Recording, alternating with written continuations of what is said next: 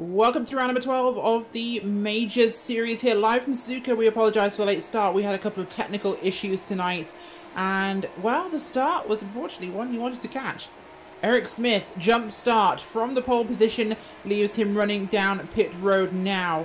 Tom Stanley takes the lead with Riley Thompson just behind him. Jimbo Pfeiffer and Ross Banfield just behind that. Rachel Whiteford today with Andrew Cardinal as we are covering round number 12 here from Suzuka.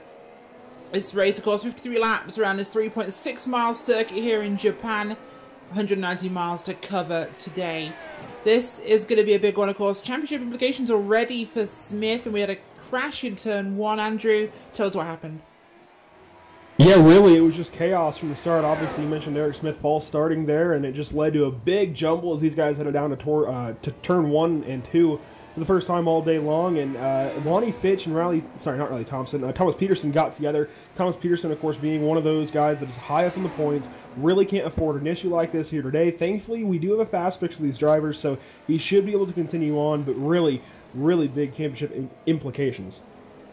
Absolutely. Right now it's Stanley out front from Smith. Oh no, not from Smith, I apologise, from Thompson, who is actually running in second place, right behind Stanley at the moment. Pfeiffer in third place. He is catching up, although he has Banfield on his tail. Through 130R they go towards Casio Triangle now for your leaders. The top four very close together here, separated by just about 2 seconds on the racetrack, which in these cars is not a lot at all. Behind that is Mike Kelly, Richard McClure, Mike Golightly, and we'll just run you through your starting grid as it was at the very start of the race. We didn't get the chance to do that, as I apologise for our technical issues. It was Eric Smith, Stanley, Thompson, Ross Banfield in the 4th place with Pfeiffer in 5th, Brandon Whitworth, Michael Lane, Claude Belval, Thomas Peterson, and Richard McClure in 10th place, Mike Kelly, Lonnie Finch, Joshua Kanata, Rory Collins, Mike Golightly in 15th place with Eric Klein, Andy Banfield, Mark Rediker, Brian Barney, Terry Wellman, Stefan Wang, Eddie Hawkes, Robert Woodell, and Jason Wallett in 24th place.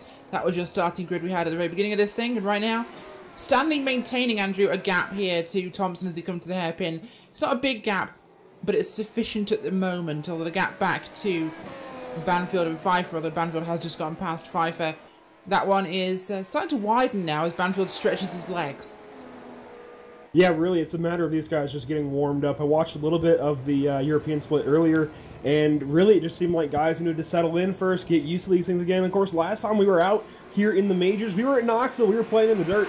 Now we're in F1 cars at Suzuka. It's not an easy switch, so for these guys to make the switch, and they've just got to get used to things right now, get accustomed to the circuit. Obviously, they've had practice and qualifying, leading up to this race, but it's still a bit of a change. Absolutely is. Of course, these guys have to be multi-talented in the Majors series. It's from asphalt to dirt, road to oval. And just like the guys in the NASCAR Cup Series today are running around Charlotte in a configuration they haven't ridden before, the Roval. These guys are also having to learn. This isn't a dirt track. You've got to make turns on these 17 corners here around Suzuka.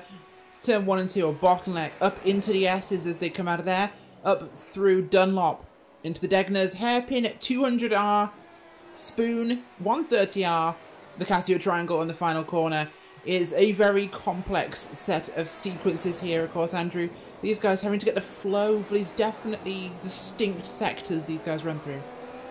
Yeah, and of course, there's a lot of downforce to be had with an F1 car, obviously, but you have to get up to speed and you have to be running at speed in order to be able to totally use it and totally trust it. So they really have to just put trust in the car and hit their marks these first few laps and just get into a flow of things, like you said, and just get used to things. And right now, I think Riley Thompson's actually adjusting quite well. He is putting the pressure right now on Tom Stanley, but hasn't gotten too close yet, and really just has to work on getting up through the dirty air to Tom Stanley. One of the biggest movers so far, Stefan Wang, who is in 9th place at the moment, started in 21st. He is moving up through this field like a knife through butter, ahead of Rory Collins and Eddie Hawke at the moment. Hawke, a big mover too, 22nd to 11th for him, so some poor qualifiers moving through the grid as we talk about it. Up towards the front, still Thompson and Stanley, but Stanley measuring that gap. Doesn't look like he's pushing too hard here, Andrew. Just doing what he has to keep ahead. The dirty air in his F1 cars means the draft pass isn't quite as big as you might expect. Yeah, no, it's certainly nothing compared to maybe a stock car going around here, but then again, it still affects your car, it still affects your cornering, and so you don't want to follow right in the tire tracks of somebody, but then again, you can if you need to. Obviously, that's the racing line, and obviously we're going to see how they battle with that. I don't think it's going to be too bad until you get right up on the gearbox of somebody. Obviously, Riley Thompson doesn't have to worry about that just yet, but as he gets closer to that 961 of Tom Stanley, it's going to come into effect. And right now, Ross Banfield also in a pretty good spot. Really, all of these guys just got vaulted into an even better position. The top three started second, third, and fourth. And we even have Jimbo Pfeiffer, who started fifth. These guys all just got one free spot right away. Eric Smith again with the false start. Big issue there. And then there was a big jumble off into turns 1 and 2, like we mentioned. And really, that's jumbled the field up, as you said. Eddie Hawks, Robert Waddell, Stefan Wang up in the top 10. Actually, for Stefan Wang, and Eddie Hawks and Robert Waddell are not far out. Meanwhile, you see guys who started 6th, like Brandon Whitworth, in 13th. You see Thomas Peterson, who started 9th. He's in 18th. Michael Lane started 7th. He's in 20th. So these guys really having big issues early. Certainly are, and Eric Smith, our pole qualifiers, coming up on a big lot of traffic here. Oh, as the car spins in front of him, causing some potential problems there. Trying to work out who that was for us right now. There's a 7. I think it's Brandon Whitworth, who just spun to the inside, just ahead of him there at the hairpin. But Eric Smith trying to regain after, of course, that false start, and it was a big false start for him. He just went off a whole lap before everybody else, it felt like. But Smith trying to regain his position, 15th at the moment, 14th now, of course, after the spin there for Whitworth. Catching up to Lonnie Finch right now. He's going to make the pass up the inside towards 130R, gets it alongside, given the corner. Runs a little wide, though, does recover it in the braking zone. Finch looked like he tried to maybe think about a move there, but Smith holds that position very assuredly. Further up the field, it's called Waddell and Hawks just ahead of that, with, I believe, the car of Collins in the near distance up there, the 35 car leading that current train. That's 10th position, so Smith is working his way back, and of course, there's multiple stops to be had in this race. It's a 53-lap race. Probably looking at 2 stops with the way this will pan out, and maybe 3 depending on fuel strategy. Smith, though, has time to regain here. Up to the S's now, right on the rear bumper there of Waddell, making that move for the 12th place. Not a great place to pass, though, the S's. Turn 1 and 2, great passing opportunity. Degners can be. Dunlop, not usually. Trying to have a look, see if we can make a move towards the Degners. We'll follow him through Degner 1. The pressure, of course, could upset some of these drivers as he goes for it. Looks to the inside there, can't find a room again. Waddell just making that car as broad as he possibly can. Into the hairpin. Big stack up of cars there as Smith trying to find an opening. Unable to do so at the moment, but chances through 200R. Down towards Spoon. Will there be an opportunity for him? Can't find anything just yet. Oh, nearly made contact there with the back of Waddell. Yeah, Eric Smith is really getting antsy right now behind Robert Waddell in the 890. And we saw a really strong performance out of Eric Smith last time out in the downforce cars at a road course. That was at Silverstone with the Lotus 79s. And he led the entire thing. He was strong all race long and just asserted his dominance. We're back in an F1 car at a road course, and he's showing a lot of strength early, even though he had that false start behind now Eddie Hawks, who got jumbled up there into Casillo, and these guys are just all over each other, making their cars as wide as they can, almost contact out of the final corner. A big stack up there through Casillo as Smith got a position there. Still going to be going after Waddell just ahead of him as Hawks made a mistake. Hawks there battling with Whitworth behind him. Moving through the order at the moment. Tom Stanley at your lead. The gap has really closed down now. It's under half a second between himself and Riley Thompson. Thompson closing up now as Banfield also working on closing that gap in 3rd place. Pfeiffer's dropped back quite considerably now. He's about 4 seconds back from your lead trio. Just behind them, we've got solo runners like Mike Kelly. Richard McClure running on his own in clean air. Golightly got the same traffic conditions. He's 15th up to 7th place right now. Andy Banfield closing on him. Wang catching up to that group, so he could definitely make further progress in this race, although looks as though Eric Smith is coming up strong behind this group of cars. And although we just had Robert Waddell almost spin out. He actually, I think, got a bump through the hairpin there. I think Eric Smith got to him, and actually, no, I'm not sure if there was contact there, but it was very, very close.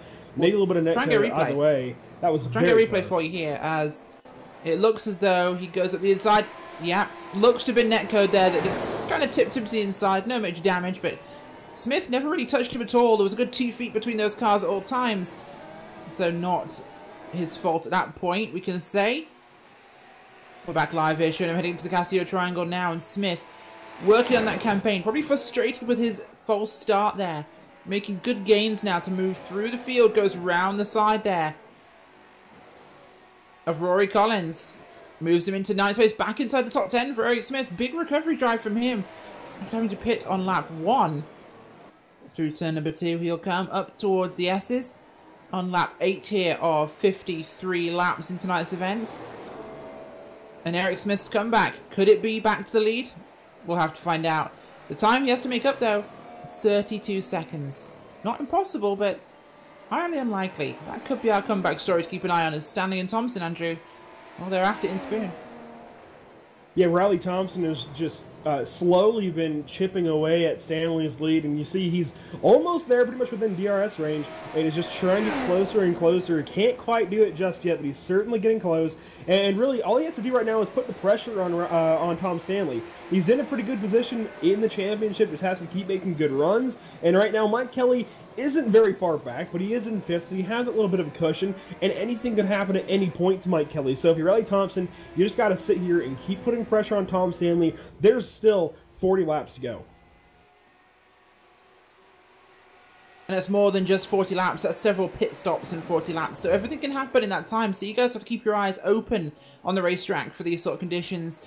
Stops on the road courses, a little bit more complex depending on what you choose to take and when. Tyres, fuel, it's all open to the driver's decisions. They are in DRS range, but there's not really a good section here for Thompson to use it. Stanley gets a better run through the fast corners with the long exits, of course, which is how he keeps himself ahead. Although just being inside a second doesn't make DRS effective. You've got to be within about half a second, Andrew, for that DRS to really have a passing benefit to it. Otherwise, it just helps you close up into dirty air range. Yeah, right here, especially going up into the hairpin, if you can just get a good exit out of the corners, actually some lockup out of Tom Stanley, if you can just make a little bit of ground and get yourself bigger in the mirror of the car ahead, you might make an impact on their corner entry. We've seen a lot of lockup so far into the hairpin, saw a lot of lockup and a lot of wheel hop actually into the hairpin in the earlier splits. So it's really important to get up on somebody and put the pressure on the car in front of you, but you also can't make a mistake yourself. Certainly not, as Stanley makes a good gap there out of Spoon, heading to 130R. We'll be coming on to completing lap number 9. On to lap number 10 here. Just under a fifth of the race completed at this point. He just seems to keep himself in good, clean conditions where he just breaks that toe coming out of the fast corners, like, of course, Spoon, like, as well, corners like the hairpin. So he has a good advantage in that regard. The time this time by was about 0.8 of a second. It's decent gap there. Banfield has dropped time to him as well. He's lost 2 seconds. Pfeiffer's gotten past him, in fact. Yeah, actually, I believe Banfield has pitted. Yeah, Banfield's coming in for an early pit stop, so strategy call here from him. That's what it looks like. I don't see anything that would have caused him to come in otherwise, so I think it's just a strategy call out of Ross Banfield. Actually, no. No, out of, I believe that's the Degner's curves. So I still don't know the track completely, but it looks like he just gets loose coming up towards the hairpin, noses it into the guardrail, and completely goes around. Hopefully we'll get a replay up on your screen, but Ross Banfield with big issues on lap 9. We'll have to take a look at that one, of course. Coming out of Degner, very easy to lose it on Degner 2. We see that a bit as a big incident spot, really, the exit of Degner number 2 for drivers, especially that run down to the hairpin, so it can always be a trouble spot for these guys.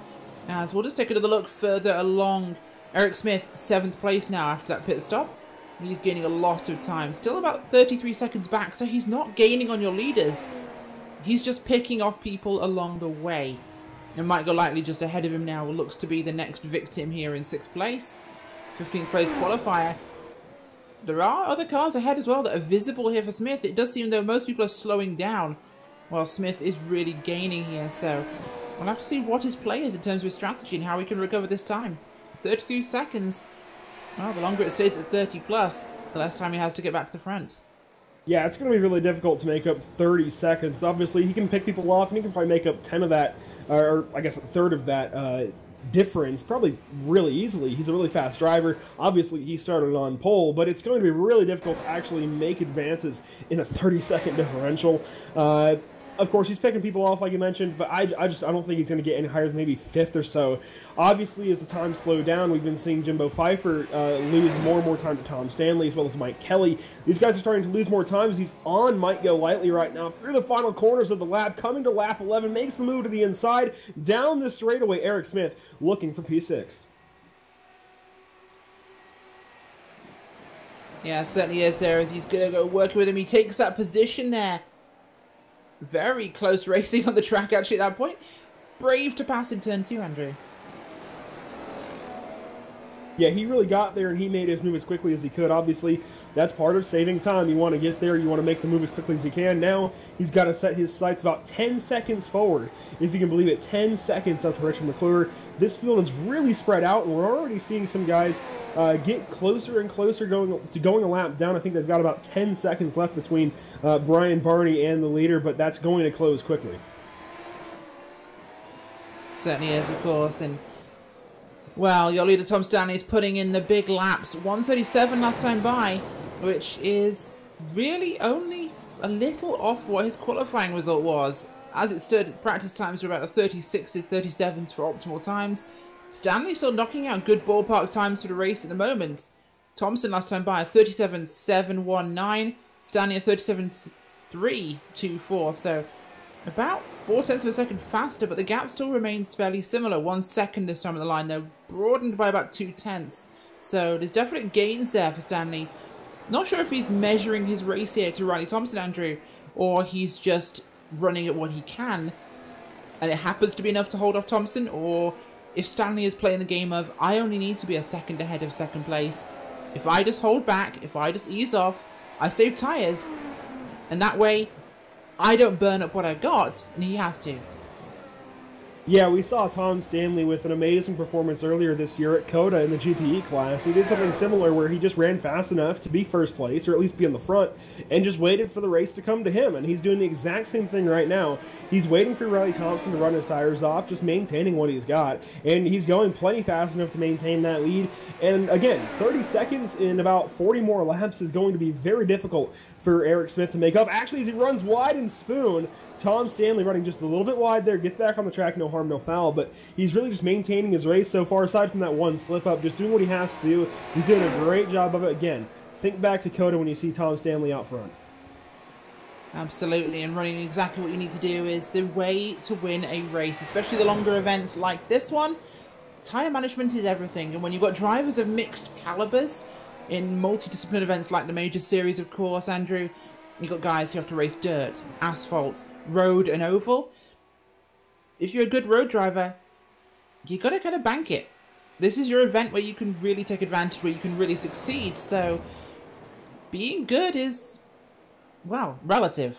As we have a race going on back there for the, not for second place, but it's a lapped car that's around the back there of Riley Thompson. In fact, that is, I thought it was a lap car. Turns out it might not have been. Can't work out who that actually is in second place right now behind your leader. Or behind second place. Actually, no, that is actually Thompson. Sorry, I'm looking at Stanley and Thompson. He has brought the fight to Tom Stanley right now. And no, you're good. He actually got alongside of Tom Stanley out of turn number 2, going towards the S's. Had to relinquish that spot, obviously. It's a very narrow section, the S's here at Suzuka. So he had to relinquish that spot. I'll get the words out.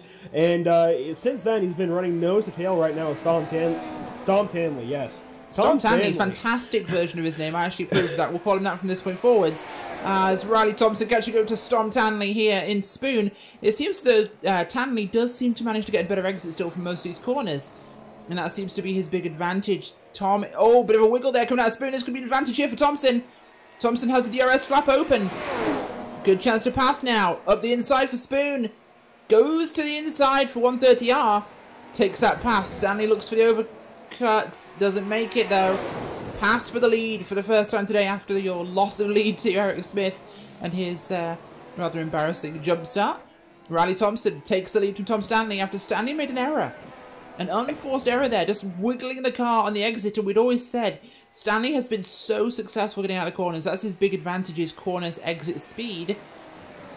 And he fluffs it. Yeah, he really did. He just made, I think, just had a slower corner actually through 1 and 2.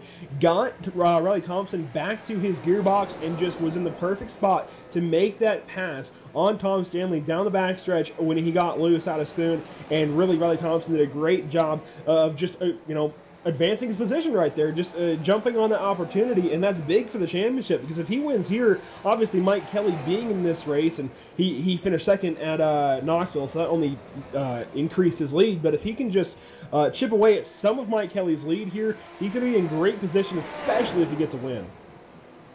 Absolutely, and that's what he would love to see in this event, but there's still a lot of time left to go, so we'll have to wait and see exactly what happens. Lap 14 here for your leaders. Pfeiffer running away calmly in P3 at the moment. He's, well, 12 seconds back from your leaders. And got 2 seconds over Kelly, who is catching him up, so we'll keep an eye on that one. Smith in 5th place. What a recovery. Dropping all the way down your field with that jump start, almost to last. Recovered up to 5th place. Has gained 2 seconds back after that little mistake there we saw with Stanley and Thompson, Andrew, but 29 seconds, the clock's ticking. Yeah, we're already 14 laps into this event, and it's going to be increasingly difficult, as you've been mentioning, for Eric Smith to even gain a half a second. But if these leaders keep battling like that, it's only going to get easier, and it's still going to be very difficult. But if Riley Thompson and Tom Stanley keep bringing the fight to one another, it's going to be easier for anyone to make up time on them. It's still going to be a large gap to make up, but just a couple of slip-ups could suddenly be 2 or 3 seconds that they lose to Eric Smith, and if Eric Smith can continue to, chip away at that, if he maybe undercuts these guys and makes up some time that way, it could add up over the course of the race. Certainly could, and it's one thing they'll have to keep their eyes on. Are they able to find time in this event? Looking for good racing action through your field. Everyone running pretty separated right now, although we have got action here with 9th and 10th. Oh, and contact! In 130R, we had Richard McClure there and Robert Waddell. Waddell was just ahead there of McClure. Replay on your screens. Up the inside goes McClure. And Waddell just turns into the corner like he had no one alongside him, Andrew. And he gets himself dumped. It really looks like they drove into each other. You had McClure kind of wash out as if he was clear behind Waddell. And Waddell turned into the corner, like you said, as if no one was there. So, good thing we got the replay up on your screen because that was interesting off into that corner. Yes, it was, and wow, that was definitely a bit of an exciting moment for them. I do think necessarily that was more Waddell's fault. He just turned in. McClure, though, he had the line, he had the inside, and the gap closed, which is unfortunate, but there you go. Some good racing back here with Jason Wallett, Lonnie Finch there, and Claude Bellat, or Belval, sorry. These guys running around about the 13th, 14th place on the racetrack. Some traffic behind them and ahead, so could be a good fight coming up in the near future. Belval, 14th, looking for the 13th place from Fitch. See what he can do. Through the hairpin they'll come up towards 200R. Not got the acceleration though. Belval just not as quick out the corners though as Fitch at the moment. Wallet ahead of them gaining some time. Hawks on his own further back in your field. Looking towards Stanley though and Thompson. Thompson has cleared off, I think. Stanley's made another error from what I'm seeing here. I'm going to take a quick look back and see exactly what we had there from Stanley, but oh, Stanley binned it in 1. We'll try and get a replay for you. He was coming in right behind Thompson into 1. Last lap by on 16. Overcooked it, binned the back end. Replay for you there. Just overcooked it, spun the car out, and wow. Flawless whilst he has the lead. One little error, and suddenly now he's playing second fiddle. Stanley just lost the back end there. The car goes round. He's lost a few seconds at this point. That is dramatic for his chances in this race, his chance at recovering the win. Yeah, that was big right there. Tom Stanley looks like maybe, you might know better than I would, but it looks like Tom Stanley just got on the brakes in the center of 1 and 2, and the car just came around. He went a bit deep, trying to make time, I think, in that 1 and 2 corner, because you could really not brake for turn 1, but then you're stamping on the pedal for turn 2 to get the car slowed down. It's a funnel corner. It's one of those corners where you can come in really, really fast, but you have to really slow it down at the end. It's a wide entry to 1, but a narrow exit for 2, which is why you see a lot of first lap crashes in turn 1 and 2 at Suzuka. Because you can fit 2 or 3 cars in and kind of 1 out, which is a problem. But Jimbo Pfeiffer in 3rd place. Mike Kelly behind him. Kelly is gaining again. Only a second between them at the moment. Pfeiffer running wide there. Kelly making gains through turn 2. Eric Smith has come onto pit road for his first stop of the day. So pit stops are beginning now. Eric Smith onto pit road, our first real stopper from what we've seen so far. Well, Tom Stanley actually just headed down pit road. He's already got out and away, but Tom Stanley, after that spin, heads down the pit lane. Yep, Stanley realising he's lost time. Time to come down the pits and actually make something of it. Whitworth down pit road as well. Number of drivers going past at the moment. We'll keep our eyes on how things are going to flow. Waddell and Lane, are those guys going to come for pit road? No one choosing to at the moment, and we're going to go a little bit longer at this stage of the race. So interesting, Stanley's pitted after his little mistake. Thompson's still out on the racetrack. Will he react this time by? That's something to keep an eye on. Pfeiffer and Kelly still pretty close in the racetrack for 3rd and 4th place. We want to keep an eye here on Thompson as he comes through 130R now. Through the Casio triangle up ahead of him. There's a lap car ahead of him. Good opportunity to pit now. Don't have to deal with traffic ahead of you on the road.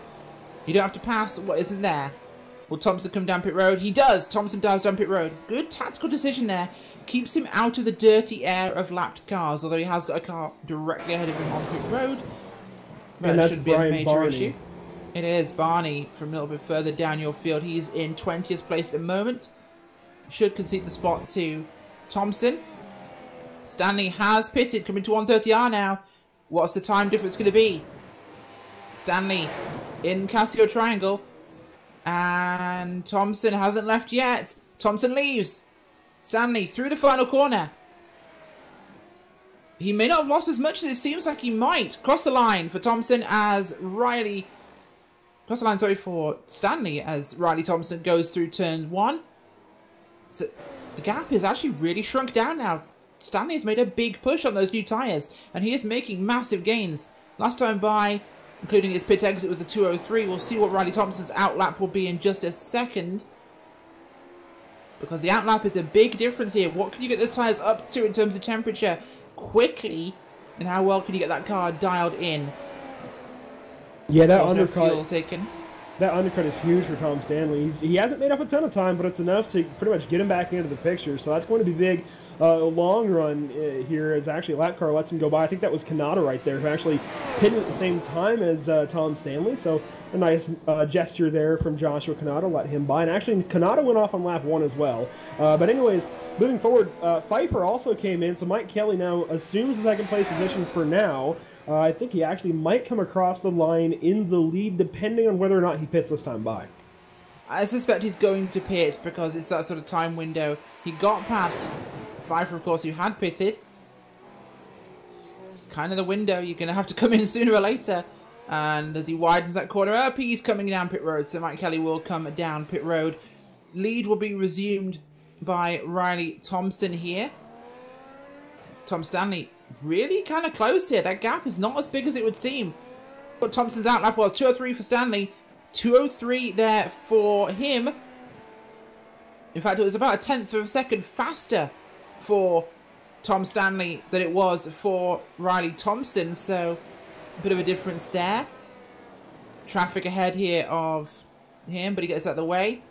Kelly leaving pit road now as Thompson back in the lead here. Pushing well, but Tom Stanley right behind him. Right behind him. That has eaten up the gap, and Stanley put in a mega outlap there. And a mega couple of laps since then to try and regain some of his time that he lost with that spin in turn 1, Andrew. And it's helped him hugely. Yeah, but keep in mind, Stanley's going to have to go through Brian Barney, a lapped car on the track right now, to get up to Riley Thompson. So it's not as straightforward as it could be. Tom Stanley's still in a great position right now, but Riley Thompson, as these guys start to get into lap traffic, has that cushion of Brian Barney. That's going to help immensely because obviously, whether or not Brian Barney fights Tom Stanley, he has to get by that car. And it's something that's going to be in the back of his mind as he reels that number 391 car in. So yeah, I mean, right now, obviously, you got to consider lap traffic now coming into play. Brian Barney being that cushion right now, and it looks like I think Riley Thompson's actually catching up to even more lap traffic here, Rachel. So it's going to start coming into play. It's going to start affecting this lead battle. Absolutely will do, and that'll be a very interesting factor on the racetrack. Smith, wow, he's catching up to a couple of the guys here. including... I'm trying to find him on the list because it doesn't seem like he's in the right position here. Could have been a problem for him, but I believe that is actually Kelly. It is. Kelly and Pfeiffer right here with the car of Eric Smith. So Smith about to really jump on these guys. They had poor pit stops and Smith's been really putting in the laps. So he's doing exactly what he needs to do here. Yeah, Eric Smith has kind of flown under the radar here, Rachel. I actually totally forgot about that battle with the 32 car, but he's actually now made up, I think, 10 total seconds just about on the leader. So through the pit stops and through getting a bit of an undercut there, he's made up a ton of time, and obviously he's made up time on this battle with Mike Kelly and Jimbo Pfeiffer, so that's going to be big. He's now looking at a podium again, so Eric Smith with a great comeback. Absolutely fantastic. He is, in fact, we've just been told, Eric Smith is the fastest car on the racetrack by a long stretch. In fact, fastest lap of the race so far, 135.9, which eclipses anything we saw in qualifying, so that is absolutely phenomenal from these guys so far. Oh, and a car off, Eddie Hawks. Yeah, Hawks has gone off the track in the hairpin. Off in the hairpin, but he stays off wide enough, though, for him to get through as Smith takes the place from Kelly. Tell us what happened, Andrew. Well, Eddie Hawks actually went by Terry Wellman, who was off the track in the second of the Degner curves, and then Eddie Hawks comes up to the hairpin and just totally whiffs the corner. I think he may have walked up a bit or just completely missed it. Something just goes wrong here. He doesn't get into the barriers, thankfully, so he's going to continue on. But Eddie Hawks, with a big run completely off the track through the gravel trap, and was very, very close to hitting the wall as we go back live.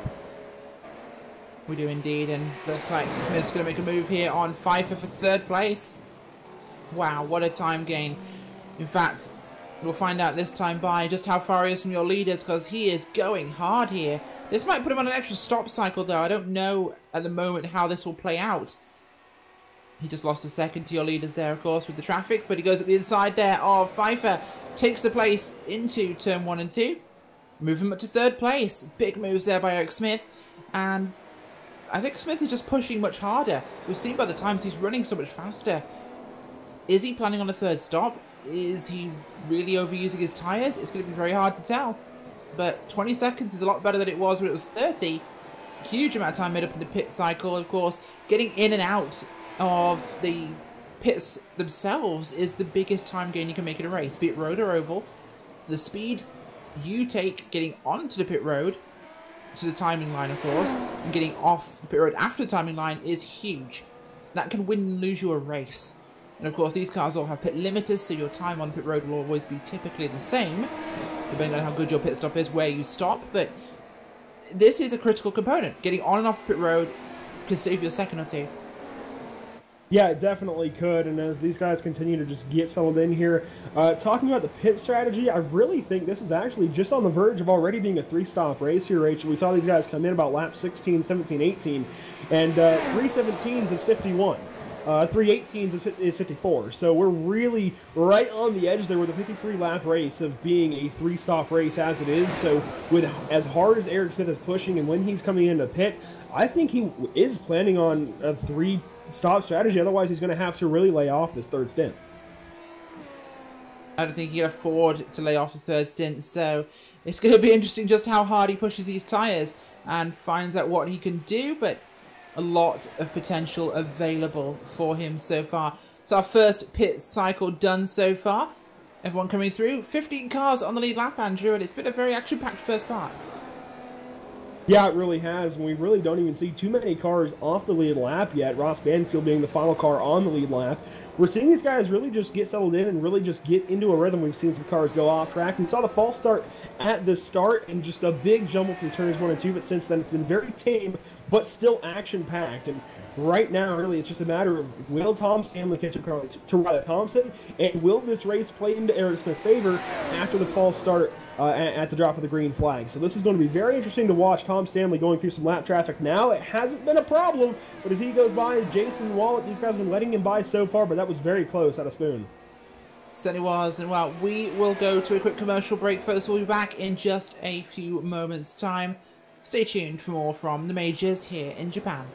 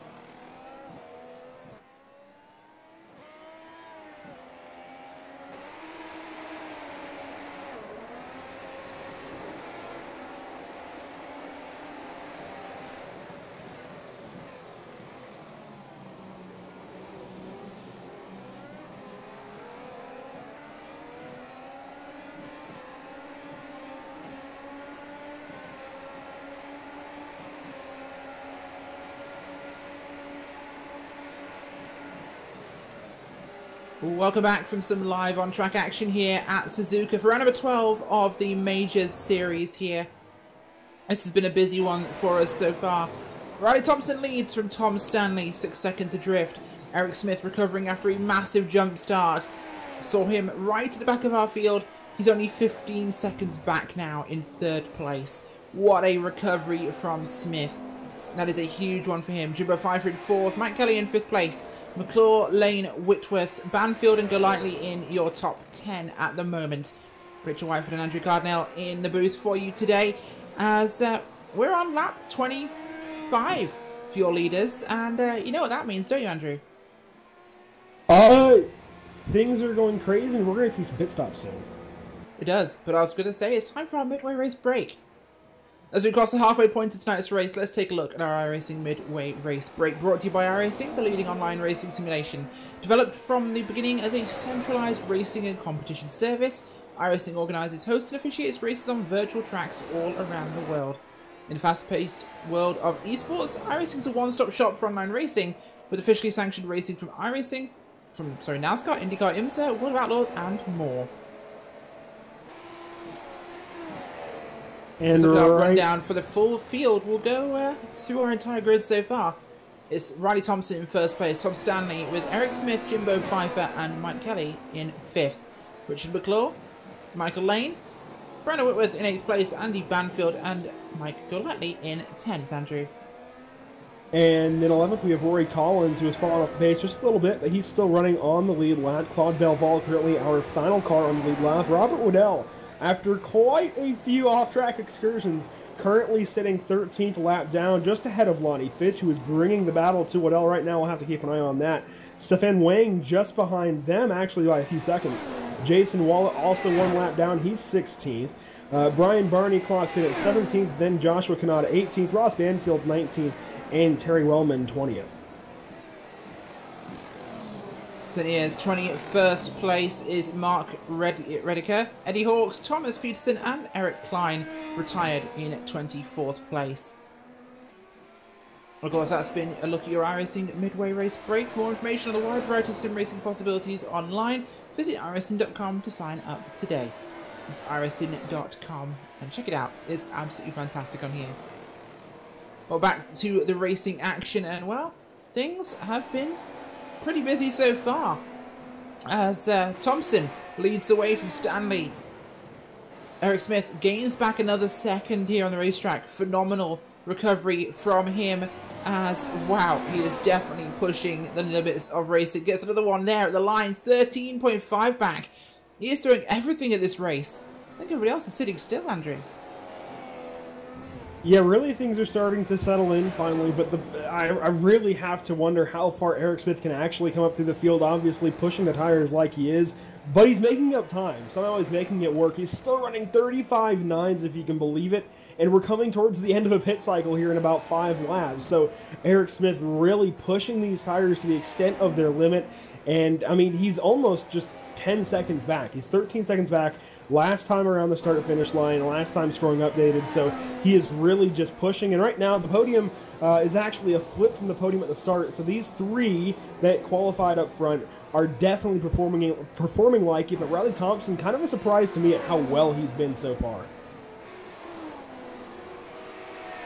Absolutely, as well. This is definitely an action-packed one for us. Back of our lead lap at the moment is Claude Beval, who's in 12th place.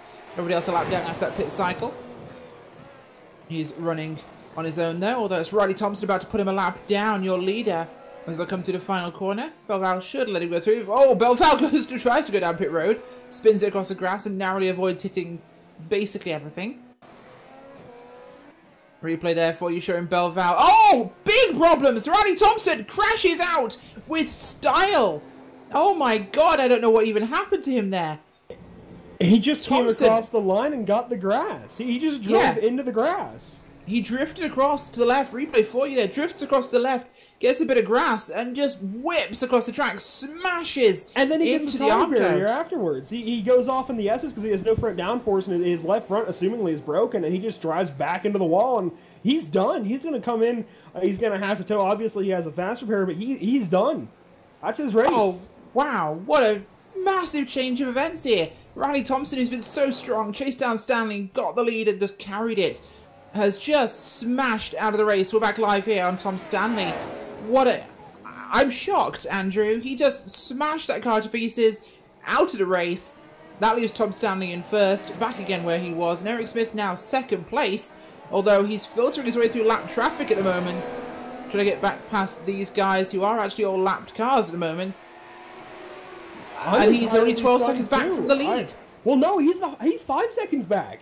He's only 5 seconds back of Tom Stanley. Oh my God, Smith he is only 5 seconds back of getting back into the lead after false starting at the start of this race. He has driven his way back, and obviously now with Riley Thompson just driving out of the... almost drove out of the track. And, I mean, Eric Smith is suddenly back into this thing, back in it to win it. We thought he was going to maybe get a top 5 or a podium. He's looking at getting the lead back here after this pit cycle if he can keep gaining time. And Tom Stanley is even having to go through a few more lap cars that, I mean, Michael Letley was just off the track out of the hairpin. Oh, so problems. Things are just going insane. I think we just had a bit of a crash behind these guys. We have Robert Woodell and Lonnie Fitch around at the exit of Casio. And someone else is off. As we get the replay up on your screen.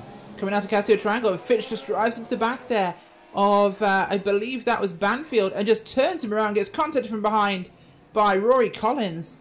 Oh my gosh, that was huge. Lonnie drove into, I can get the words out, Robert Woodell sent him around, and then Michael Lane had nowhere to go and just launched Lonnie into the air. Going back live now, but wow. Absolutely are, and wow. Tom Stanley 4.6 seconds ahead of Eric Smith, who is chasing him down with the bit between his teeth. As the big advantage I was going to mention before that crash, Tom Stanley hasn't got DRS from anybody. He's out front. Eric Smith's been getting DRS off all these lap cars he's been around, so he's been gaining time by virtue of passing traffic. Yeah, and he's going to continue to gain. He's coming up on Might Go Lightly, so down the straightaway here, he might be in DRS range once again to gain even more time up here on Tom Stanley. And again, I mean, when you're in a battle with somebody, it doesn't mean a whole lot if you're seconds back, but when you're seconds back, or sorry, tenths back, but if you're seconds back trying to gain time, it's going to do wonders, especially if Tom Stanley doesn't have DRS, and he doesn't right now. So in the matter of a few laps, everything has just been turned upside down. He actually almost locked up into Casio, I think, Eric Smith did. Came out of turn 15 towards 16 and just locked up a little bit, and that was something there as well. Just everything has been turned upside down. As Larry Mack would say, this changes everything. It certainly does there, as he has the position back into 1 and 2. Oh, gets a bit of a wiggle on himself there, loses some time in turn 2, but holds the car together. 3.8 back from Stanley. He has the leader in sight, which has to be reassuring for a driver who got a drive-through penalty at the start. Or a stop-and-go penalty, I should say, at the start, for basically false starting massively. Went to the back of the field and has recovered through this field back up to Tom Stanley. And after, of course, the crash we had there with Riley Thompson, which blows my mind. Eric Smith is back here in this game, 3 seconds back from the leader. Stanley's got to be feeling the pressure. Oh, he definitely is at this point. He's only got about a 3.5 second lead now. After being second place by 6 laps, just kind of hitting cruise control, suddenly he's made a couple of mistakes. Riley Thompson's out of it, and we'll talk about that when it comes to... Oh, and he's off in the grass, coming towards Spoon. Jeez. He's off the track again. Tom Stanley making a couple of mistakes here. Not what he needs to do at all. Eric Smith is just going to keep chipping away at that lead. But more on Riley Thompson, you consider the championship implications that has. That just about takes him out of the championship battle, realistically. I mean, mathematically, I think he's still in by quite a bit. But he really has to put the pressure on Mike Kelly these last couple of weeks that we have coming up. As Tom Stanley almost goes wide again, that time in Casio. He is definitely having some trouble. If I was him, I would come in the next couple of laps for tires. Absolutely, of course. Don't forget the next couple of rounds we have coming up. 21st of October, the Bathurst 500. And, of course, Myrtle Beach 400 on November 4th to finish off this season. That is one to keep an eye on. And it's Mike Kelly leading the way from Riley Thompson in the points with Thomas Patterson, Brandon Whitworth, Joshua Kanata, Claude Belval, Andrew Banfield, Eddie Hawkes, Jason Wallett, and Eric Smith. So Smith's back in 10th place in the championship points. He's 300 points adrift. 362, in fact. That is a huge amount to gain, but you know what? Winning for the sake of pride is sometimes worth more. Yeah, definitely. Eric Smith doesn't care about that point differential of 352. He just wants to go out there, win races, and make himself known. If anything, just set himself up for a fantastic 2019. Is actually, I believe it's Eddie Hawks letting the leader go by. Tom Stanley gets by with ease, and that's only going to give. It's only going to give, as the differential is 2 seconds now, Eric Smith a good chance down the back straightaway to get more DRS and close even more on Tom Stanley. So, unfortunately, as Tom Stanley gets these easy passes on these lap cars, it's going to help Eric Smith. So, it's really unfortunate for Tom Stanley, but at the same time, that's what Eric Smith needs, and what a comeback story this is going to be, even if he only makes it to second place. Oh, absolutely, and something just tells me it's not going to be just a case of second place. With how fast he's going right now, he is all over this. Got the draft there off Eddie Hawks. Tom Stanley's just visible there, and Stanley seems to be flustered by the speed at which Eric Smith has come up behind him. Because Stanley's been making more and more errors, and that gap now, just 1.5 seconds. From 33 seconds at its max, a whole field away from Tom Stanley in the lead. Eric Smith was last at one point in this event after jump starting. He's now 1.5 seconds back from the lead of this race. He could regain this. In fact, he's no less than a corner behind Tom Stanley. There's a good chance he will regain this lead. That is the comeback of the season for a driver who's just barely in the top 10 in points. Yeah, it really is. I mean, we saw something similar, but also without penalty at the start, just completely dominated, was the fastest car all race long at Silverstone, and that was back before Spa, back before Pocono, back before Knoxville. Comes back, is repeating a similar, I guess, sort of speed here at Suzuka, a little bit different in that he's having to go from the back this time, even though he started on pole. So Eric Smith really just asserting to these guys that when it comes to an open-wheel car around a road course, I think he's got to be considered the favorite in this split. Oh, absolutely, and he's really showing that, but Tom Stanley's going to have DRS from the lap car just ahead of him here. I think Eric's just outside range still, so he may not have it, but they're all close. We'll have to find out.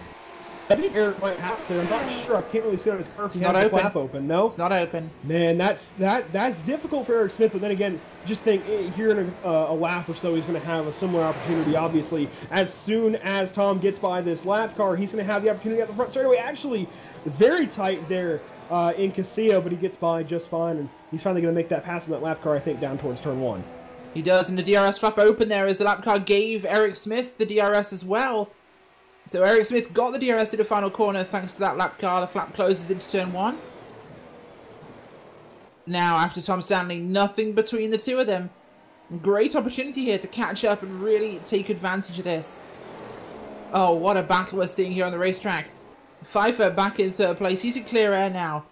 After all the traffic is said and done, Mike Kelly still chasing him, but not quite close enough. Whitworth back in at 5th place. He is running on his own down through Spoon. A whole minute back, Brandon Whitworth there in the 5th place. A minute and 3 seconds back from your leader in 5th. That's how spread out this field is. McClure, 1 minute and 10 seconds back in 6th place. You've got Rory Collins, might go lightly in 8th place. Riley Thompson recovered. He's back a lap down in 9th, so he'll still get a top 10 here if he holds his own. In fact, he has a chance of gaining up to perhaps 7th or 6th place, depending on how this goes. And Andy Banfield, 10th place, back in that position. Tom Stanley, though, and Eric Smith, the gap is super close yet again. And an error from Tom Stanley, loses the car. Oh, get a replay of that. Tom Stanley goes through the second part of Spoon, gets on the grass, dumps the back end. Tom, you're not meant to be sideways in this race. This is not in Formula Drift. I know we're in Japan and the urge to drift is extremely high. There is no tofu. Keep your car straight. Yeah, unfortunately for Tom Stanley, he was Tom Stanley early in this race as we go back live, but recently he's been more of Stom Tanley, just getting loose, making mistakes, and running wide, and unfortunately loses this lead, but this puts him in position, rather than looking at a car in his mirror, to look ahead, see what he has to do, see the gap that he has to make up, and it's going to be difficult. You can't just catch Eric Smith as we've seen all day long here, Rachel, but he at least has it all laid out very nicely in front of him. He has to make up that gap. That's what he has to do. There's nothing else to it. Just go and catch that 32 car. Absolutely. And right now, wow, the 32 car is off into the sunset. 2 seconds clear now. But the speed has been carrying. He's in great position. Lap 34 here of 53. 20 to go. So we should be seeing a pit stop in the next 2 to 3 laps, I'm guessing, based on what we've had so far. Eric Smith should be coming down pit road. It's funny you mentioned that because we saw Tom Stanley undercut on Riley Thompson by about a lap earlier. When do you come in if you're Tom Stanley? Do you come in now? Do you come in like, how do you try and manage when Eric Smith might come in? And do you try and go for that undercut? Because it's hard, obviously, to predict when someone's going to come in. Do you come now and risk having issues towards the end of the race? You're only 19 laps to go here. You might not have enough gas to go to the end.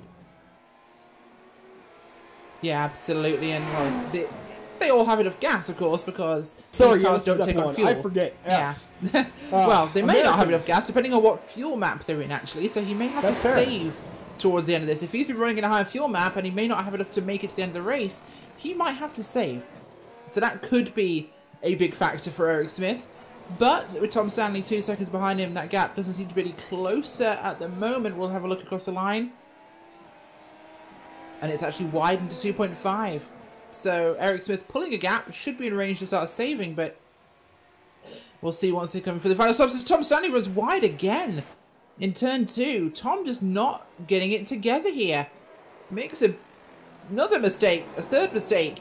What is Tom Stanley doing? He's just bleeding time here to Eric Smith as he seems to be struggling to keep it on the S's. It has to be the tires. Tom Stanley has performed too well earlier in this race to be making these mistakes without an excuse. There has to be a valid excuse at this point. He's making so many mistakes, and obviously I think earlier on in the run, when it was just Eric Smith 10 seconds back, I think obviously the times he was running wide, getting loose, those were his fault, but at this point, it has to be the tires, Rachel. And I realized as soon as I said he might not have enough gas, that was kind of a dumb statement to make. But it does come down to tires still, because if you come in now, you're at basically the edge of your window on tires. I think the latest I saw somebody come in after the first stint was lap 18. Right now, we're 18 to go. Do you come in now, or do you wait a couple of laps to have better tires at the end? Because now you're really starting to push it if you pit now or if you wait. So you're right on that edge. Well, it depends on how you actually push the tires. Of course, if you're saving fuel, which you might towards the end, your tires won't be worn out as much. So it's going to be interesting. Fuel definitely could be an issue for Eric Smith, so he could save as Tom Stanley runs wide again. His tyres are more bald than the lead character in Breaking Bad. This is actually pretty incredible. I think Tom Stanley's running on the rims at the moment, so he drives around the pits yet again, trying to get himself to a pit window here, and he's going to be on about the 17, 18 to go mark very shortly. Oh, and just a few laps ago, I was just looking through the pit lane. Stefan Wang has gone off track and binned it. He was actually coming out of Dunlop Curve and just gets loose. He was just ahead of Joshua Kanata and actually just made that pass and just totally gets loose. I'm not sure if we can get a replay. It's been a while now, but I was just looking through the pits, and Stefan Wang, who we were talking so highly of early in this race, gone off track and has put that car in the Armco. Yeah, he has, and that's definitely going to be an impact for his race, of course, as well as his car. But just to answer a quick question, as 7th and 8th are battling out pretty hard here, we've got Rory Collins and Go Lightly. That's not actually him, that's P9. That's Riley Thompson just making it through there on Go Lightly. Gets it done in very, very fashionable style. So Riley Thompson up to the 8th place at the moment. Just to go back and answer your question regarding the fueling topic, Andrew. All is forgiven. You are an American. The concept of fuel economy in motor racing is obviously very new to you guys and completely alien as a topic. Yeah, I bring that up as you're sitting there watching the NASCAR at the same time. I realise this. Yeah, saving gas? What's that? Anyway, Eric Smith, well, fuel could definitely be an issue for him. As, for those of you who aren't familiar, Formula 1 cars, they get a certain amount of fuel at the start of the race. They have electrical as he comes into pit road. For tyres only, of course. Because Formula 1 cars are fueled at the start of the race. They all have a set amount of fuel in the tank. They can choose to run less if they wish. And they have hybrid systems to help them recoup energy and utilise electrical power to move the car as well as the gasoline engine, of course. But that's all they've got for the race. That's it. That amount of fuel is everything you have. So if you run faster in a higher engine power mode towards the start of the race, you will then have to save towards the end. It is inevitable. If you want to finish, that is. Smith gets his stop done. He's coming back out on the track. Tom Stanley has stayed out this lap, so he is de facto leader at the moment. But we should see him react next lap by. The gap only 4.2 seconds, so Stanley did gain some time back before his slide fest finished. No more initial D shenanigans from Tom Stanley, as we expect he will be pitting. But Eric Smith now on fresh tyres.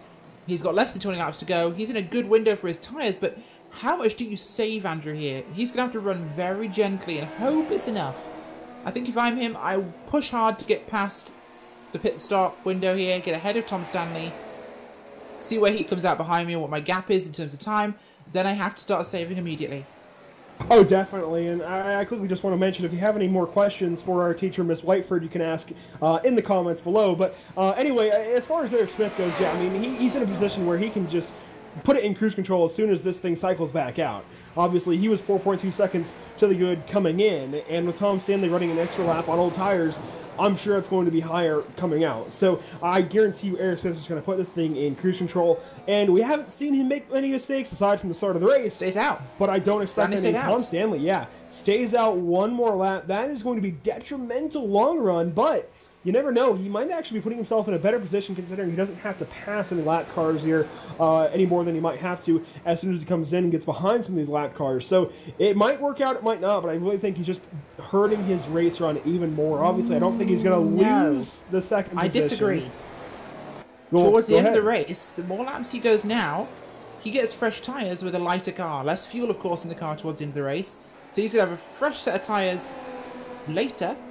So his tyres will stay fresher for longer than Eric Smith's, and he knows Eric Smith is going to have to save fuel. With how hard he's been charging, it is obvious he has pushed his car hard. Smith will have to save. If Stanley can go a couple of extra laps of old tyres, he can make up that time on the fresher tyres he will get by running a little bit later in his stint. So a very good tactical choice here by Tom Stanley. Could be a race-winning choice. We'll have to see exactly what he's got. That's possible. That you make a very compelling argument there, but at the same time, I mean, he's been sliding around these tires so far, and now you're just running more and more of that rubber off. And sure, there might be some benefits here in about 10 laps or 15 laps or so, but it's going to be nothing compared to what you're losing right now. The delta, you have to consider the delta. Eric Smith, very few mistakes, comes in, gets his tires, gets back out there. He's running great laps right now. He's actually running, you know, well, the delta hasn't come through yet, but or the time it hasn't come through yet, but he ran a 2:02. Earlier out laps were a 2:03, so right there he's making up a second, and it's just going to be more and more time that he makes up here as Tom Stanley finally comes into pit. I just don't think that the benefit is going to outweigh the drawback here. Yeah, but of course Eric Smith's now pushing as hard as he can to make the gap as big as possible so he can then save. He wants the biggest gap he could possibly have. Knows he's going to have to save soon. That's a given as he comes past the pit road here. Tom Stanley in his pit box. Where will Stanley come out?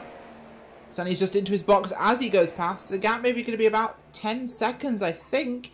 Educated guess time. Stanley's out and away.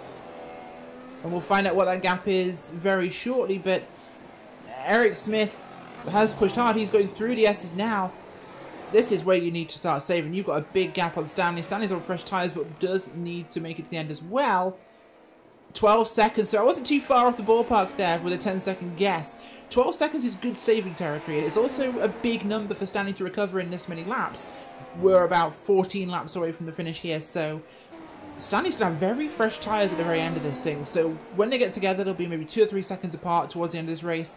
That's where Stanley's tyres being that much fresher will matter. Yeah, we'll certainly have to wait and see if Stanley can start to make up that time, because, I mean, just because you save doesn't mean you're necessarily going to give that much time up. We have to see. I certainly think Rachel's got a great argument there, but I'm unsure of whether or not Tom can overcome that big differential ahead. That is a large amount of time, and we saw it was a struggle just for Eric Smith to make that up in the first place. It's going to be even harder here at the end of a race. You got everything on the line, at least for today. For Tom Stanley to make up that much time, it's going to be difficult. If he can do it, I mean, more power to him. He certainly got the courage to go up there and I think make a dent. I'm just not sure, even with saving, if it's going to be 12 seconds worth. We'll see. Also want to mention the battle for the podium, or I guess the bottom of the podium, has widened out even more. It was 3 seconds earlier or so. It's now about 5 seconds. Jimbo Pfeiffer 42 seconds back that time of Eric Smith, and Mike Kelly 47 back. Yeah, it certainly is, and that's definitely broadened things a lot. Riley Thompson, technically on the lap now. So a bit of recovery from him, 7th place. 1:39, so borderline about to be lapped, in fact, as he goes through Degner 1. Eric Smith is just coming up towards Dunlop, so Yeah, it looks like unless he's really pushing it, Thompson might get himself lapped here. Although he could stay unlapped if he's careful. He's certainly fast enough to do so. Richard McClure, a couple of seconds ahead, running through 200R. Whitworth through Spoon 2. Kelly through turn 1 and 2. Pfeiffer up through the S's. Stanley pushing through right now the exit of Dunlop towards Degner 1. And it's just out the hairpin for Eric Smith. Huge amounts of advantage for him there. 16 seconds on the racetrack. I don't think Stanley can make that, no matter what strategy he's playing here. Eric Smith has got to be saving soon. Although his lap times are just as fast as before. 35.5. Come on, dude. You've got to save something here. You can't have enough fuel to make it to the end of this thing pushing this fast. And so Eric Smith beats his own record, runs even faster, and Tom Stanley has an even slower outlap than we were looking at. We were talking about 2:03s. His actual car runs wide here, just ahead of him into the wall. Who is that? It's Rory Collins, who just ran wide out of Spoon, got into the barrier out there. But Tom Stanley, 3 seconds slower in his outlap than we were talking about earlier as we get the replay up of Rory Collins. So that's going to be huge. That's 3 more seconds. And, of course, he was already 12 or 13 seconds back of Eric Smith coming out of the pit lane. So to add even more time to that, that's really detrimental to Tom Stanley if we go back live here. Yeah, it certainly is as well. Stanley pushing as hard as he can, but it could well not be enough. He had DRS that time by 18 seconds. It's losing more and more time. Eric Smith's on a world of his own. But look at this. I mean, I will say I messed up with the differentials there from Eric Smith and Jimbo Pfeiffer. I forgot that the pit stop was going to change things up there, but Jimbo Pfeiffer still 30 seconds back of Eric Smith. However, he just made up about a second on Tom Stanley, where Tom Stanley lost about 2 seconds. Jimbo only lost 1, so he couldn't even be talking about Tom Stanley losing the 3rd position if he continues to lose time like this. I don't see how he would make that kind of a slide and start losing that much time, but it's certainly now on the table as a possibility. Could be that Stanley was running in a super high fuel mode at the start to stay ahead of Thompson. He's now having to save. Could be more of an interesting point. Well, also keep in mind, it makes me wonder where Smith's fuel's coming from. The air? Well, I mean, he was just trying to obviously make up time in the early going, but remember, he ended up 30 seconds back. These guys seem to be having about 15-second pit stops. I mean, he also has the penalty. I don't know. It almost seems like he ran a lower fuel mode somehow and still made up time in the early going. I don't understand it. I mean, you still have that penalty. You still have the 15-second pit stop on top of that. That seems like it would come out to about 30 seconds, but he's somehow just, I mean, like you said, magically making this work and not looking like he's at all concerned. It makes me wonder if he was running a lower fuel mode and still running these 135s and now running 135.5s as opposed to 135.9. So he's still making up a half a second on his times earlier in this race. Absolutely, and a 35 again for 35 for Stanley this time by 35.8. So still a little bit slower than Smith, but a lot faster for Stanley. So he's definitely piling on the coal right now. Eric Smith on lap 42 here. Going to be 12 laps to go for your leader. This race has certainly been an entertaining one so far. The action has been absolutely breathtaking. Lightly in the pits there. He's 2 laps down though at this point in time. Thompson still on the lead lap. He's gained some time back, running 36.9, so he's going to be caught soon. Into Spoon he goes. And Smith isn't too far behind him, so Thompson fighting here to stay in the lead lap. And I will say, looking ahead of Tom Stanley, he has plenty of DRS opportunities if he catches up to these lap cars to maybe stay ahead of 3rd place. Obviously, that's a lot of time for Tom to lose to Jimbo Pfeiffer, but it's certainly still a possibility. It's on the table at this point. But Tom Stanley has, it looks like, Stefan Wang, who's at re-enter the track, Terry Wellman, Robert Waddell, all the way up to Eric Smith. So a lot of cars in decent placement. If they start losing more time to Tom Stanley, those are DRS opportunities for him to at least maybe just maintain time on Eric Smith or stay ahead of Jimbo Pfeiffer. Either way, has a lot of opportunities coming up, but also a lot more chances for things to possibly go wrong. That's absolutely true, of course, and he'll have to try and do something with that. See what he can actually make happen in this event, but Thompson's trying, but he's just losing time very, very quickly. Stanley, this time by a 35.7. And wow, Smith has just blown his own time away. I think he's just set another fastest lap, maybe? I need to look at my chart. Yep, that's fastest lap again, a 35.078. Eric Smith is on his own planet. And that's by another half second. He's not beating his times by a few thousandths, a few hundreds. That's a half a second over his previous fastest lap, I do believe, which was a 35.5. So first he went out there, put down a 135.9, all good and whatnot. Then goes and runs a 135.5. Now a 135.0. Is he going to hit a 34? It's possible. It's entirely possible because right now he's running so fast. I honestly am not sure where he's going to get to the end of this race with. Back to that battle for the bottom of the podium. Jimbo Pfeiffer now 34 seconds back of your leader, Eric Smith, and I imagine that's going to get larger. Just with the times Eric is running. No disrespect to Jimbo Pfeiffer, who's been running amazingly all race long, just quietly in third place. Mike Kelly is 7 seconds back of Pfeiffer. That's going to be hard to overcome as laps tick down. Coming to 10 to go here, Rachel, and the rest of the cars in the lead lap. There's only 3 more after 4th place. Brandon Whitworth, a minute 17 back, he's in 5th. Then it's Richard McClure, a minute 30 back, he's in 6th. Then it's Riley Thompson, as you've been mentioning, getting ready to go a lap down. And hasn't just yet, but as there's only maybe 10 car lengths through the S's between Eric Smith and Riley Thompson, that's going to happen soon.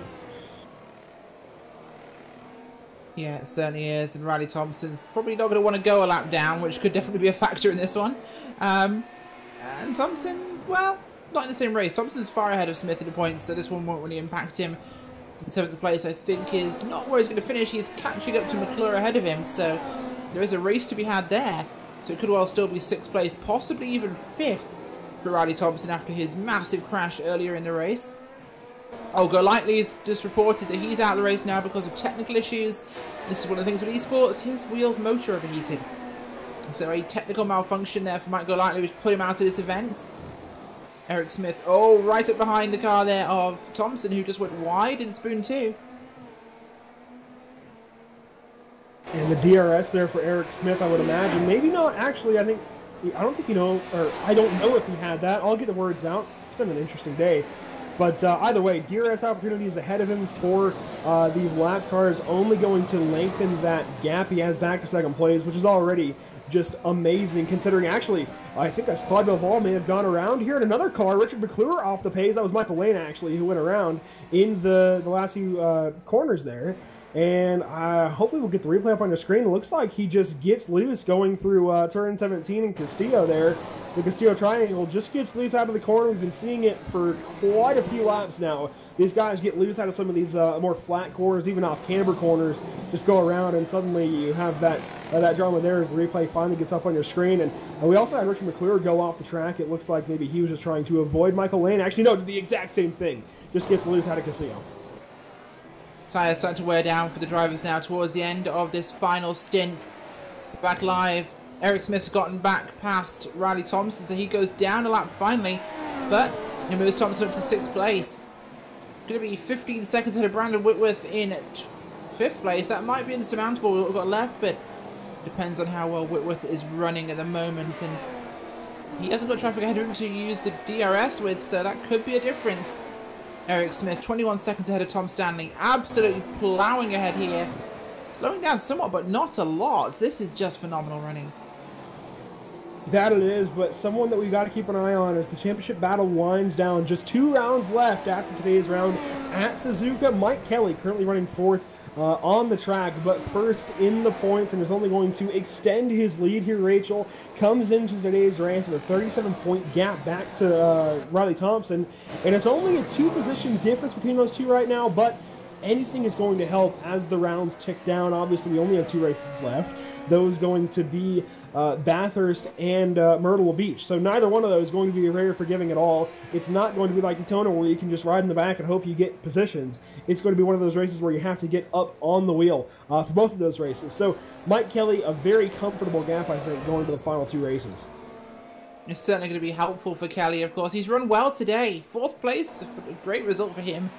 Being an all-rounder driver, 4th place is a great result, staying on the lead lap here. Well within kind of touching distance, should be completely fine to finish lead lap. 46 seconds back from your leader, so about half a lap behind him, but oh my god, I think we might have just had a fastest lap of the race at this point. Someone's just put in a 34.9. That's what I'm looking for. Smith, Eric wow. Smith. Wow. That is absolutely phenomenal. A 34.9 from Eric Smith. Yeah, it was a few laps two ago. laps ago. Yeah, it was insane. on lap 44? No, 43. Yeah, he actually turned around, and immediately after he ran the 35.0, he ran a 34.9. It's incredible. Yeah, absolutely is. As well, we're getting ourselves towards the final run of this one, but this is definitely different. You know, Rachel, it almost seems like Eric Smith, as we go on board with him now, as he comes up to some lap cars, it almost seems like he almost had a personal goal of getting that 34 and has since toned it down a little bit. He's running now 36s, now 35.8, so a little bit slower than what we've seen out of him the last few laps, last run or so. So it's almost like he had that personal goal and is now just kicking back and saving. Yeah, certainly is, and that's what he needs to do at this point, because saving will get him to the end of this race. As well, running now into the final laps of this one. 3 under 10 laps to go here, 9 laps on the books, as this has been an insane race for us so far. Eric Smith just in a class of his own here, showing why, well, might be the bottom of the top 10 in points, but he is certainly doing his best to try and elevate that status. With a couple of road races towards the end of this one, he could have a good advantage of advancing up to maybe 6th or 7th. Yeah, no, he definitely has, I think, the upper hand going forward to Bathurst. Has this run in the books just about for Eric Smith, and moving forward, I think he has to be the favorite going to Bathurst, and that's only going to help him gain some more positions in the points. If you look ahead, he's got Jason Wallet immediately ahead of him, who I think is running 13th, so that's going to be almost a gimme there if he can keep these runs up. Then he's got Eddie Hawks and Andy Banfield again, and no disrespect rather to these guys, but Eric Smith is just in a different zip code right now, a different country almost, really. He's running 34.9s, and these guys are struggling in these last couple of rounds. Obviously, not an easy car or an easy track rather to tackle, but still, I mean, he's almost got gimmies ahead of him with how good he's been. Yeah, certainly has. As this has definitely been an unbelievable performance, and I'm just taking a quick look at our points as they stand. And Smith is in 10th place in points, but realistically, he could pull 8th, or maybe 7th by the end of the championship, with really good results in the road races, considering Eddie Hawks had a bad day, Banfield's had a bad day, Wallet's had a bad day, Baval's had a bad day. He could really jump these guys. Yeah, again, everyone immediately ahead of him has been having a day full of struggles today. Has not done that well. I mean, even Thomas Peterson, who comes into this race in 3rd place, 150 back, now has issues. He's going to finish next to last, 23rd in this field, because he had a couple of incidents early and binned it just a while after that. So, I mean, points are going to be made up here. Brandon Whitworth is only running 5th place, has had a very quiet day. Actually, someone is up, I think that's Lonnie Fitch, just ahead of the leader, now behind the leader. Lonnie Fitch off, taking an endeavor through the grass, but gets back on the track safely. But, I mean, I think even Brandon Whitworth has a chance to get 3rd place and hang on to that and get a podium in the standings. Lonnie Fitch continues to go on the road. I have to apologise there, because it seems as though the race cars have been stealing all of Andrew's packets, and he sounds like a robot. But Tom Stanley's been holding station 21 seconds behind your leader, has made no advances, but he has held that distance now, been running single lap to Smith. Smith apparently is currently conjuring fuel from the dark dimension, because he is managing to hold on to this somehow, and I have no way of understanding how he's done this with like 5 laps to go now for him. He's just managed to hold on to this in a way that's been phenomenal with the speed he's carrying too. And as Andrew just told me, apparently we're finding out that Eric Smith is fueling his car with Andrew Cardinale's packets. News just in. That would seem to be the case. We good now? Yeah, I think we are. Awesome. So yeah, I was just mentioning that, you know, Thomas Peterson in a position to lose 3rd place here in the standings, and Brandon Whitworth having a quiet day in 5th. Don't think he'll catch up to Mike Kelly for 4th. That would be a tall order, and I think he's good to stay ahead of Riley Thompson. But, I mean, in a good position, just quietly running 5th, has a good chance to get 3rd place in the standings here today.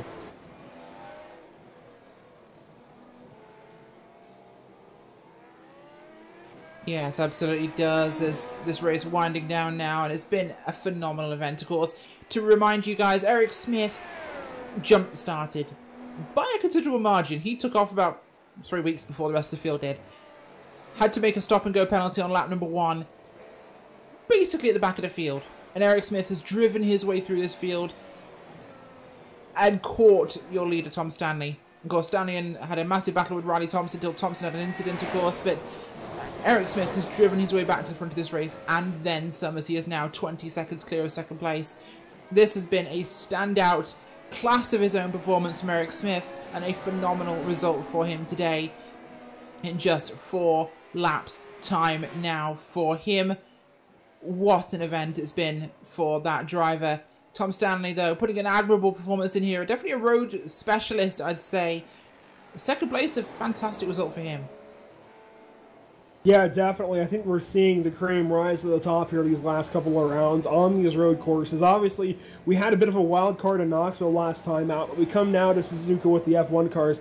Next time out, it will be Bathurst with, I believe, GT cars. It's going to just be crazy. We're going to see the cream continue to rise to the top. And then late models at Myrtle Beach, almost another bit of a wild card. It's a little different for some of these guys who are going to be contending for maybe not the championship, as Mike Kelly and Riley Thompson seem to have that on just under wrap. But these guys trying to get some more positions in the standings, maybe don't come from the oval background. Going to the finale at Myrtle Beach in the late models is not going to be easy, so they've really got to make up whatever points they can now.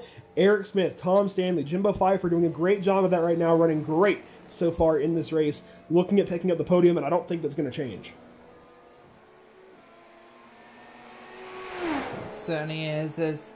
Still great results there by Jimbo Pfeiffer, who's been up there all race long. Qualified 5th, running in 3rd. 11th position starting for Mike Kelly, up to 4th place for him. Brandon Whitworth up 1 from starting 6th in 5th place. Big movers there, including Andy Banfield, 17th on the grid to 8th right now for him. We've got Jason Wallett from 24th to 12th, huge for him too. Brian Barney, 19th to 10th. So some big moves by these drivers and really great performances we've seen from them so far. I'm being told, though, based on testing, these cars have more than enough fuel to reach the end, so this is not a fuel-saving race. Eric Smith is literally going whole hog and can afford to do so. So we've been corrected on this one. I thought we were a little bit further on distance than we were. Lap 51 here for Eric Smith. Just running the numbers at this point. Yeah, really, at this point, it's just a matter of dialing in on that final lap. We've only got a few laps to go. Last time by, I think we had 3 to go. So really, it's just a matter of the home stretch. And as you mentioned, he started 3 weeks ahead of this field. Well, he's going to be finishing a few months ahead of this field, ready for Daytona in February, because he is just gone and away. He's, as we've been talking about for the last 10 or so laps, completely checked out. He's off and away. And really just is a rocket. Has been a rocket all race long. Now running some slower lap times. We see some 36s, 37s, but he got into the 34.9s when no one else could. And that to me is incredible. He has just taken off with this race. Absolutely. And it's been an incredible one for us. Stanley actually getting some time back recently. He's down to 19.4 seconds back from your leader. We're really counting down laps at this point here. It's almost decided for us. As long as Eric Smith makes no mistakes, he will have this one in the bag in phenomenal fashion. So Eric Smith on to lap 52 here. 2 laps to go for him. 2 to go for your race leader. After 52 laps of exciting racing we've had tonight. And it has been a phenomenal run so far. Oh! As I say it! As I said, no mistakes. Now he makes a mistake. Watch Tom Stanley. Is he going to enter the picture? I don't think so, but this is certainly the opportunity he needs. He's going to get a lot closer. If we get another issue here on Eric Smith, I mean, yeah, he has grass on his tires now. He just went through the grass. There could be another mistake on the horizon. He still has to go a lap and a half to win this race. It's not over yet. I knew RaceSpot TV had the commentator's curse, but I didn't think it had spread to LSR TV. My gosh. Are we as commentator cursed Eric Smith there, talking about him not making a mistake, and he bins it there. Replay on your screen coming out of turn 2. Always a tricky spot. Tyre's getting a little older now as Smith having to tip. Oh, and a car around in front of him. That was Riley Thompson, actually, out of Degner. It just towards the run up to the hairpin around in front of him. Thankfully, they get by, but that could have been just tragic there. Yeah, replay there of Riley Thompson spinning it as well. You do not spin to win in this game. You've got to not spin to win, in fact, as Eric Thompson still holding that, but the gap is dramatically reduced. Tom Stanley coming down towards Spoon at the moment, just entering Spoon 1 as Smith leaves it, so the gap about 13 seconds at the moment as Eric Smith has one more lap to hold together. Do not make any mistakes. Oh, he gets on the grass approaching 130R. This is not the time to experiment, Eric. You've got to keep this one together.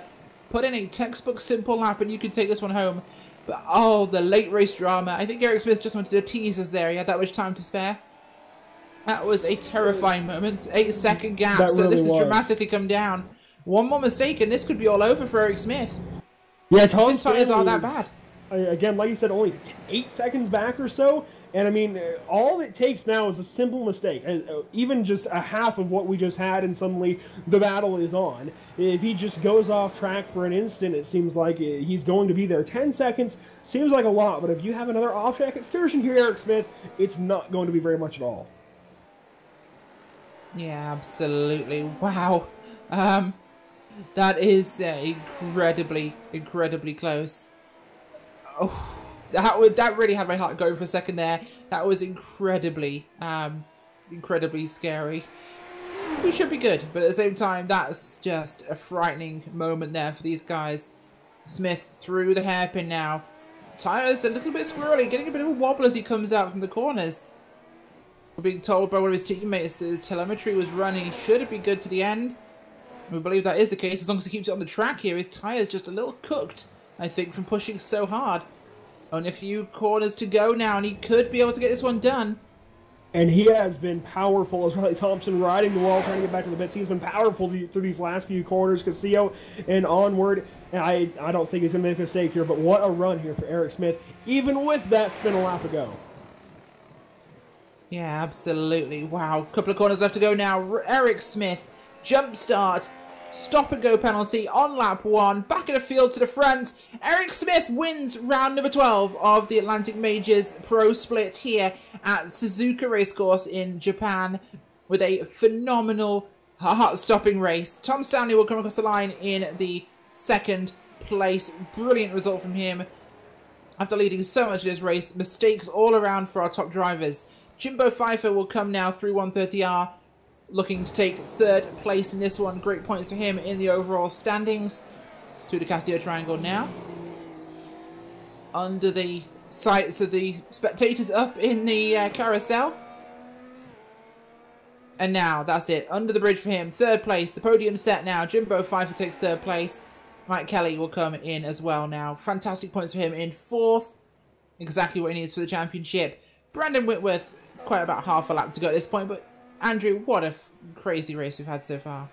Yeah, it was insane, and Stefan Wang and Riley Thompson go off in the last couple of corners as these last couple of top 5 drivers come across the line. But from the start of the race, us having our technical difficulties and these guys going off at a turn 1, 3-4 abreast, and suddenly having to funnel into a 1 or 2 car line.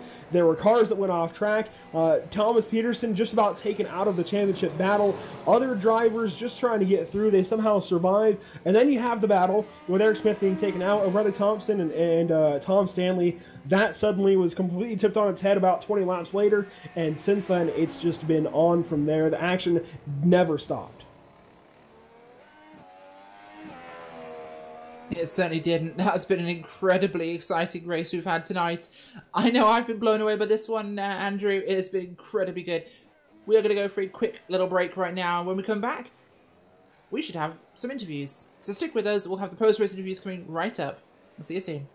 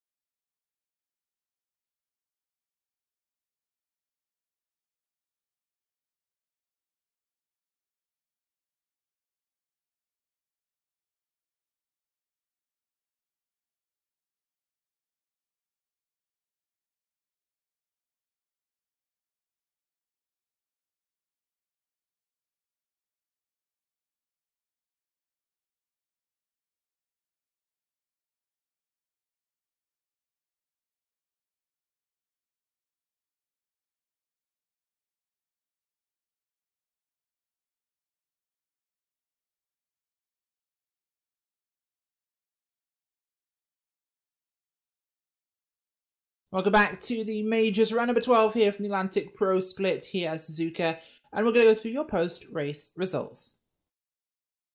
Eric Smith comes home with a win here at Suzuka with a phenomenal race from him. Tom Stanley in second place with Jimbo Pfeiffer in third, rounding out your podium.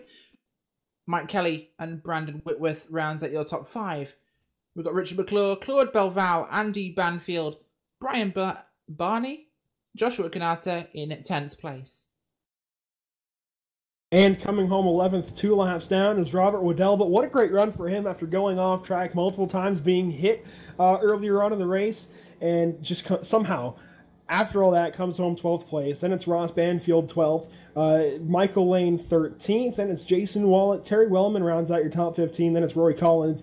Riley Thompson, after his many excursions and leading many laps at the start of the race, starting third, unfortunately comes home 17th, really going to hurt his championship hopes, really takes him out of this battle. Then it's Mark Redeker and Stefan Wang rounding out your 19th position, then it's Eddie Hawks rounding out 20th.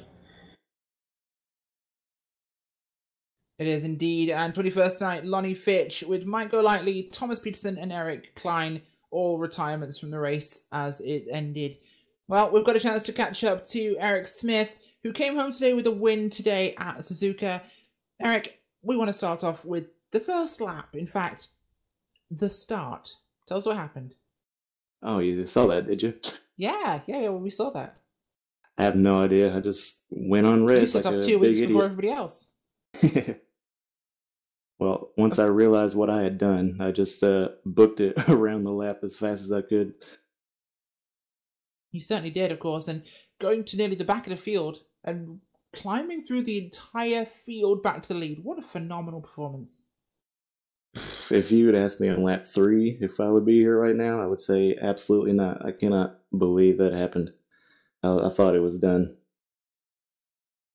It was certainly an epic performance there, and the tyres looked to be going away towards the end. We saw that massive spin and our hearts stopped. Oh, you saw that too as well. Yeah, funny that. We're commentating on the race, so we keep an eye on people racing in it. It's a weird concept, I realise. Yeah, that was unfortunate. And I wasn't even trying that hard.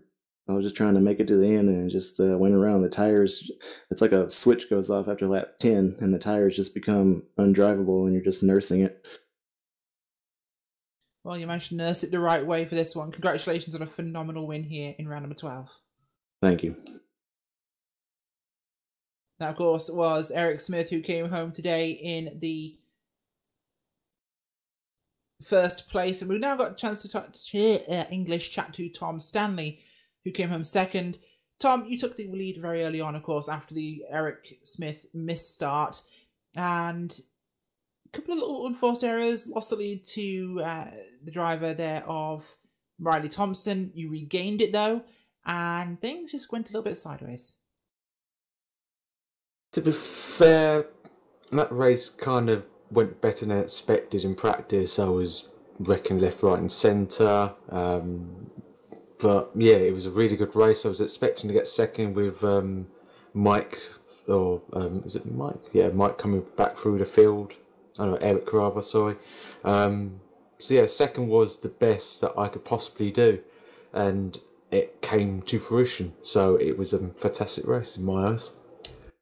Certainly was a fantastic race and an epic recovery after your incident, of course, as you managed to hold on miles ahead of the rest of the field. So a phenomenal result with second place there. Congratulations. Thank you very much. Well, we have got a chance to chat here, and we've got Andrew standing by with Mike Kelly from 4th place. And Mike Kelly, you had a nice quiet day. Come home 4th. Keep your championship hopes alive. And as Riley Thompson, your teammate actually has trouble behind you, what does this mean moving forward to the final 2 rounds at Bathurst and Myrtle Beach? Well, I think it's going to put me in pretty good shape. Sorry to see that happen to Riley there. I had a couple rough times myself. He was coming back from something that happened, and I saw what happened there, and that helped a lot. So I'm feeling good.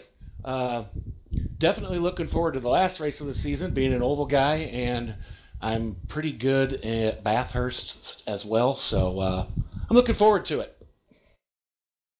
You certainly have reason to celebrate, I think, going to the final 2 rounds. You're certainly, I guess, not out of it by any means. After a few strong runs by Riley, The pressure is still on, but going forward, you really just have to get through Bathurst, and I think you can pretty much put on cruise control just a little bit finally at Myrtle Beach. It depends on how the point differential works out after this week, but we heard from a couple of drivers now today about the troubles here and the troubles now, and really it was a really interesting race to watch, as you guys all had, I think, at least 1 or 2 moments of trouble getting out of these corners. What was the car like? Obviously, F1 cars are not easy to drive.